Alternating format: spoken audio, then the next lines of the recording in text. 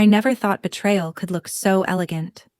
But there it was, unfolding in my parents' dining room like a perfectly staged performance.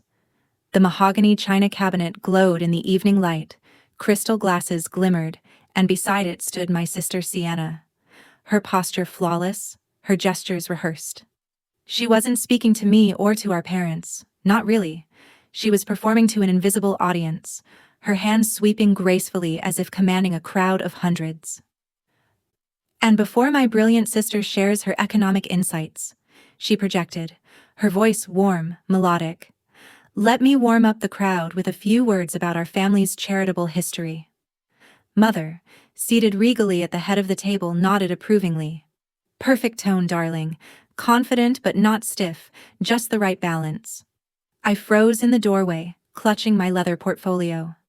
The weight slipped, spilling carefully prepared economic reports across the polished hardwood floor.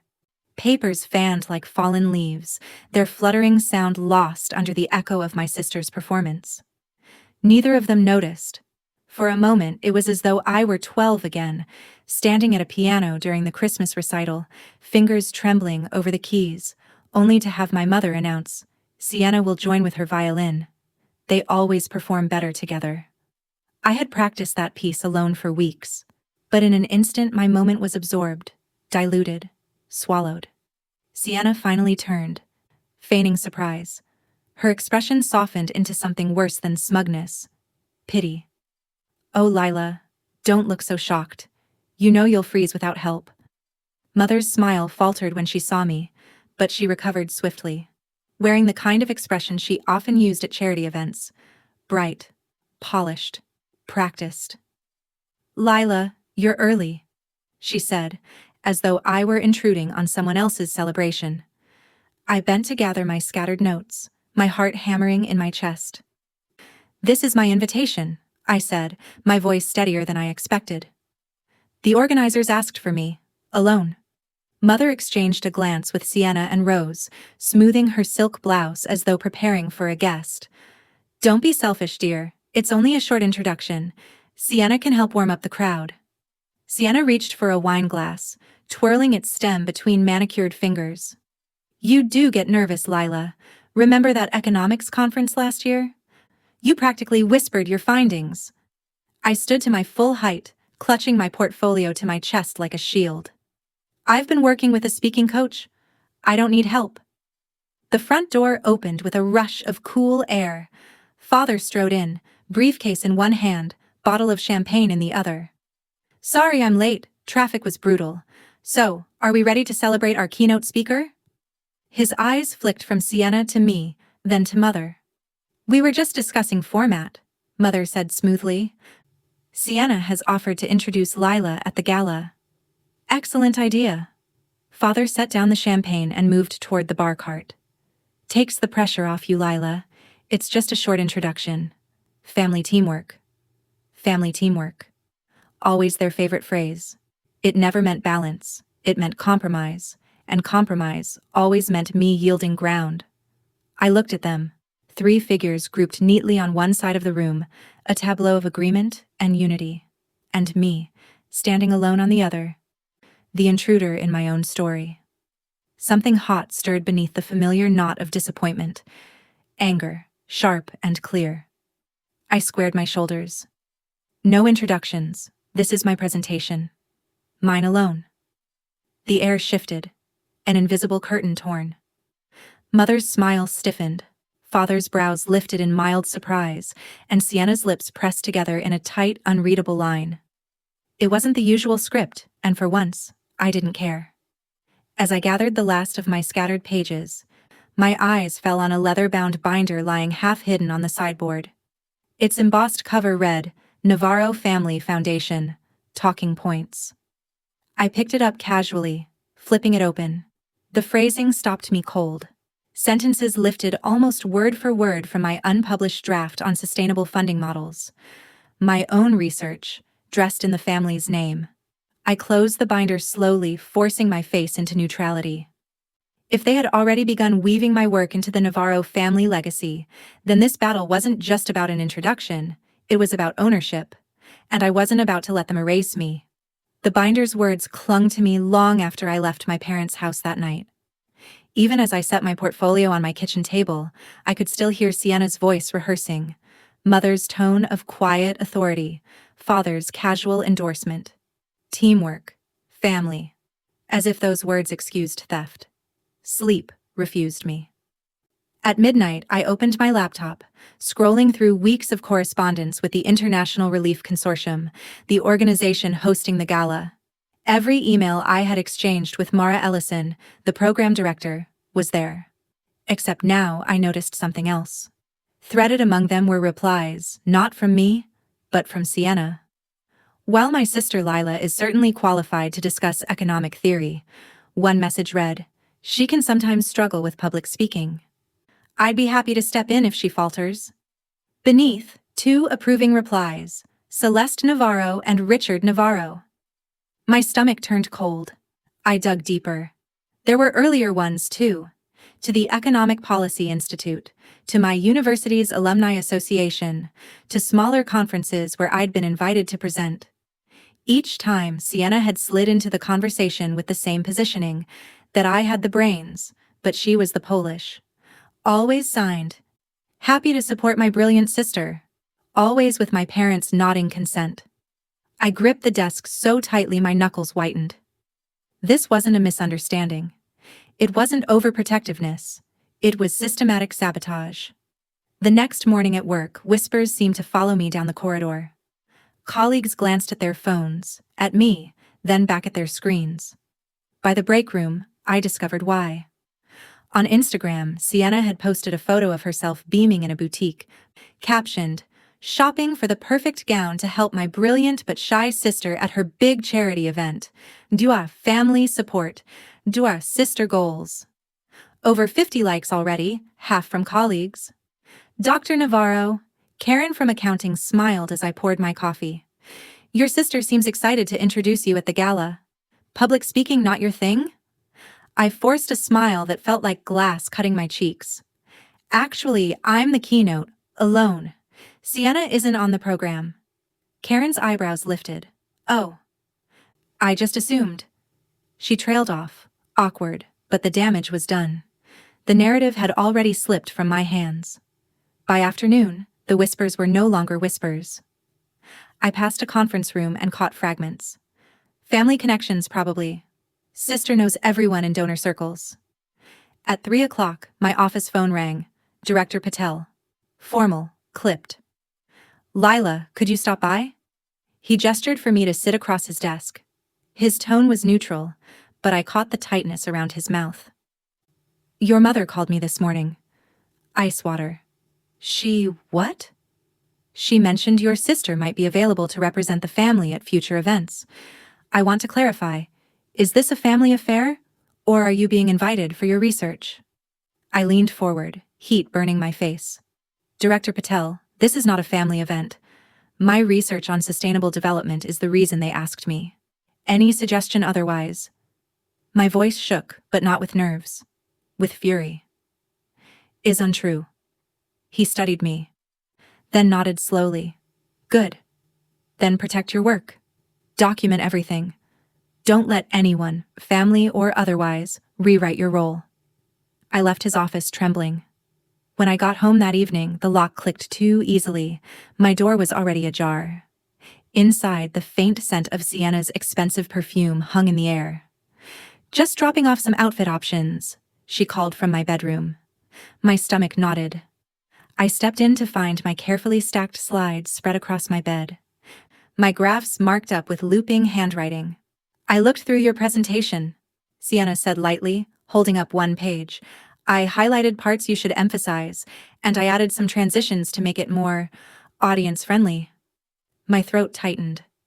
You went through my private work without asking? She waved a dismissive hand. Just little tweaks. You always get too technical. Regular people tune out. The sight of her writing scrawled across my months of research hit harder than any insult. My hands shook as I began carefully reconstructing the original order after she left, piecing my deck back together like shattered glass. But even as I worked, doubt crawled in. Had that chart been meant for the introduction or the conclusion? Was my opening line strong enough without her polish? I pressed my palms against the table and forced myself to breathe. Aunt Ruth's voice from the last family dinner rang in my memory. "It's time you stood up for yourself, Lila." She had hinted at something more, how Celeste once undermined her own career decades ago, ensuring only one sister ever shined.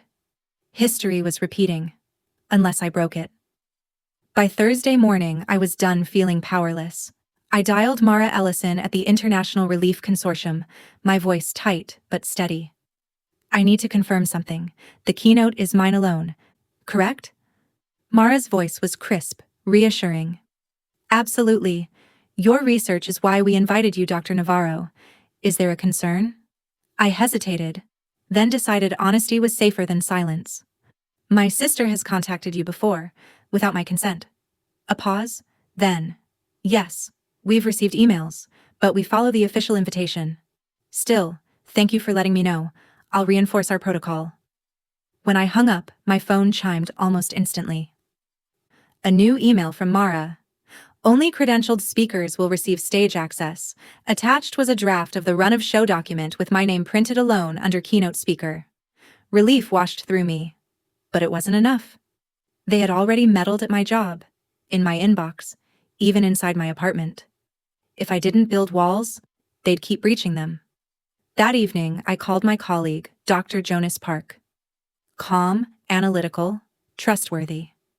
I explained everything: the binder of talking points, the emails, the Instagram posts, even the perfume lingering in my apartment. "Rekey your locks tonight," Jonas said firmly, "and make backups of your deck. Timestamp them. If they're lifting your research into the Family Foundation's materials, you need proof. Intellectual property is still property." I did exactly that. New locks installed, copies of my slides saved with digital signatures, and a secure drive stored at my office. For the first time in weeks, I felt like I had armor. But the war wasn't over. Sunday lunch at my parents' house turned into a carefully orchestrated ambush. Sienna was already swirling in an emerald green gown, Celeste adjusting the neckline with meticulous pride. "Perfect for stage lights," Mother murmured.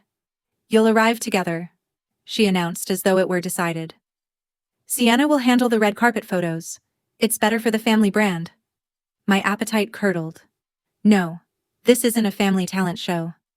This is my professional achievement. Father set down his newspaper, his tone clipped. "You've always been a team. Why change now?" "Because I'm not a supporting character in my own career," I said, surprised at the strength in my voice. The silence was immediate, heavy, but I didn't flinch. Aunt Ruth, seated quietly in the corner, caught my eye and gave the smallest nod, an anchor in a storm. Later, when the others drifted to the living room, she touched my hand. "I'll be your guest that night. Just us. Let them find their own spotlight." Her loyalty steadied me, but fresh sabotage waited around the corner. That night, when I unzipped the garment bag containing my chosen gown, a sapphire dress I'd carefully selected weeks before, I found a precise tear along the seam at the waist. Not an accident, not wear and tear, a cut. My pulse pounded. They wanted me rattled. But instead of crumbling, I pivoted. I pulled out my backup, a burgundy sheath, sleek and understated, more professional than glamorous. It wasn't the dress I'd imagined under the stage lights, but it was intact. Mine. Unspoiled. And for transportation, I booked my own private car service. No shared ride, no delays, no ambushes. Control.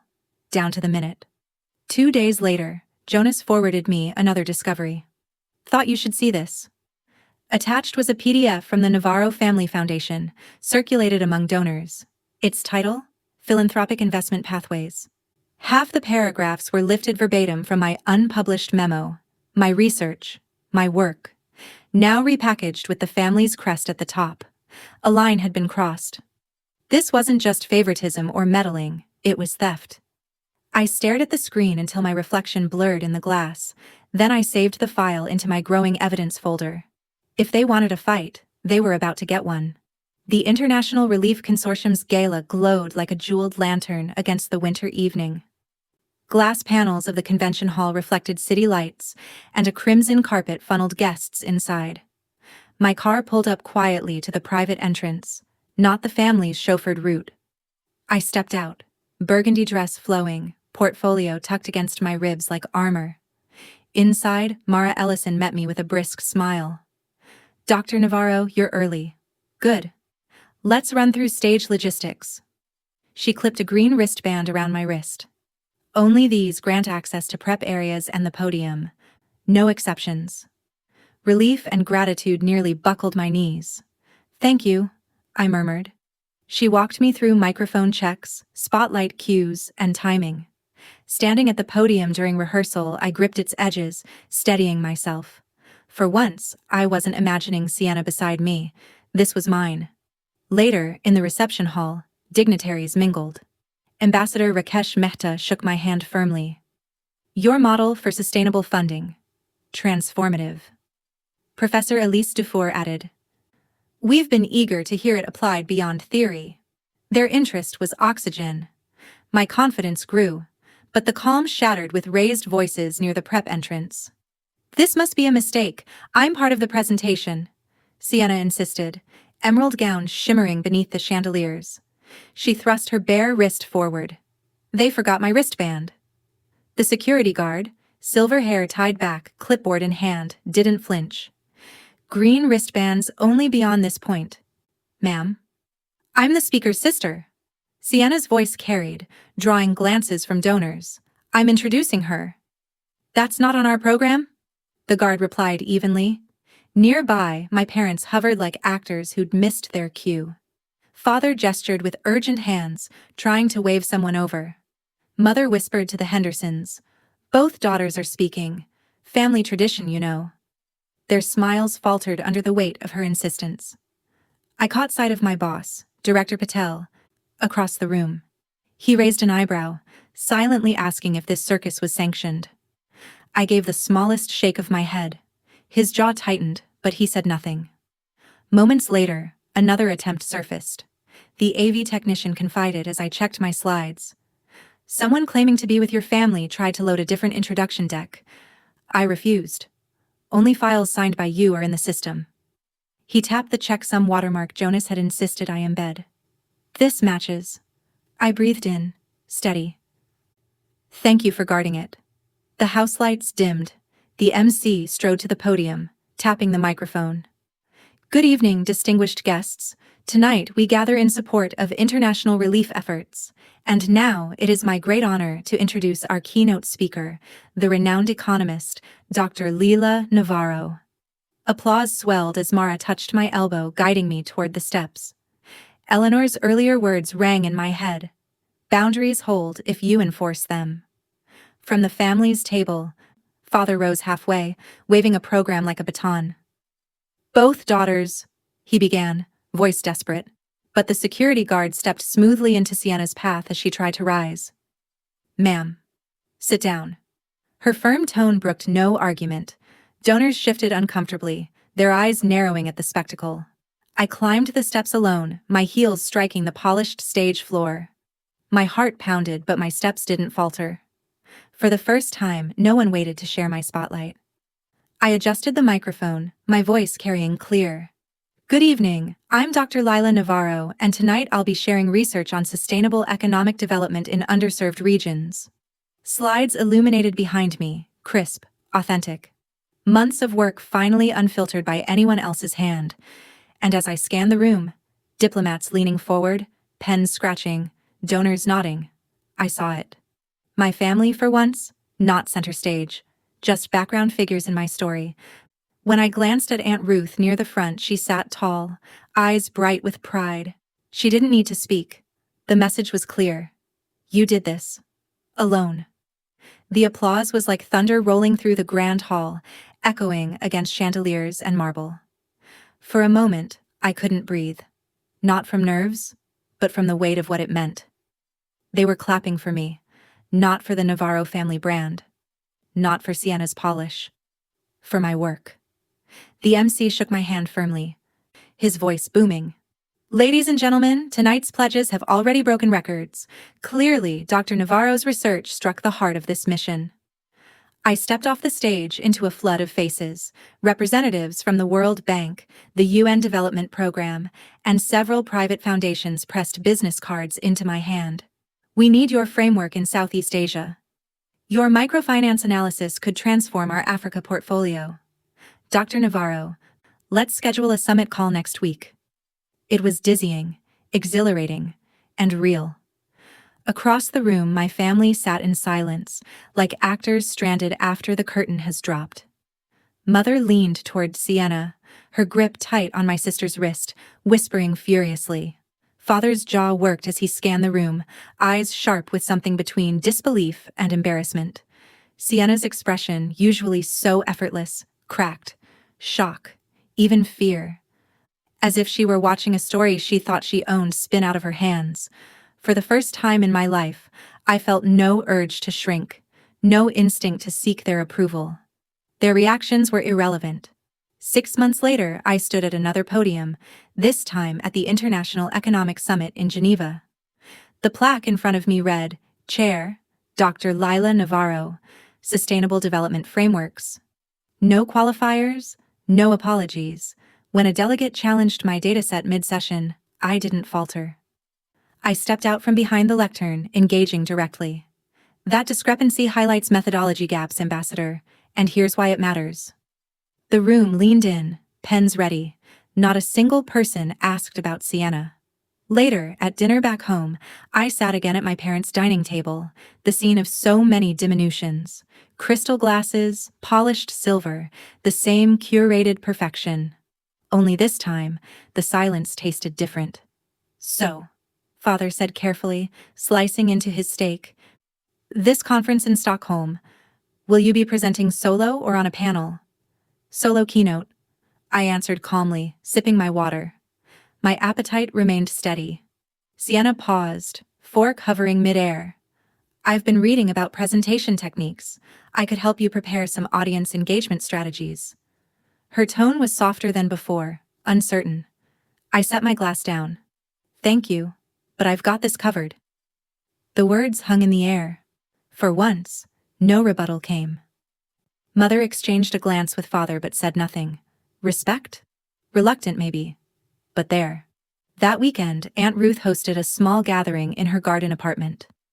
Mara Ellison arrived with champagne. Jonas brought a charcuterie board. Conversation flowed, untainted by rivalry.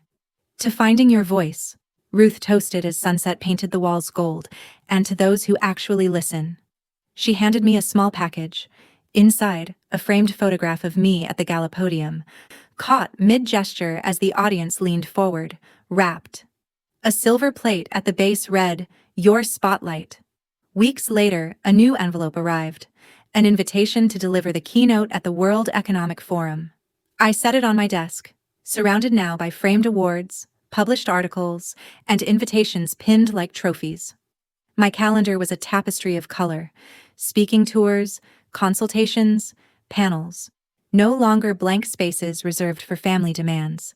My phone buzzed. Mother's name. She'd called 3 times that week, each conversation less brittle than the last. This time, her message was tentative. Your father and I would like to attend your local forum presentation, as guests, if you'd allow. I stared at the screen. Could relationships evolve after decades of diminishment? Could forgiveness coexist with boundaries? Or was distance the only way to protect what I'd built? The question lingered as the evening sun lit the photo on my desk. Me, under the spotlight. Alone. Finally, whole. Whatever answer I chose, one truth remained unshakable. I would never again surrender my place on the stage.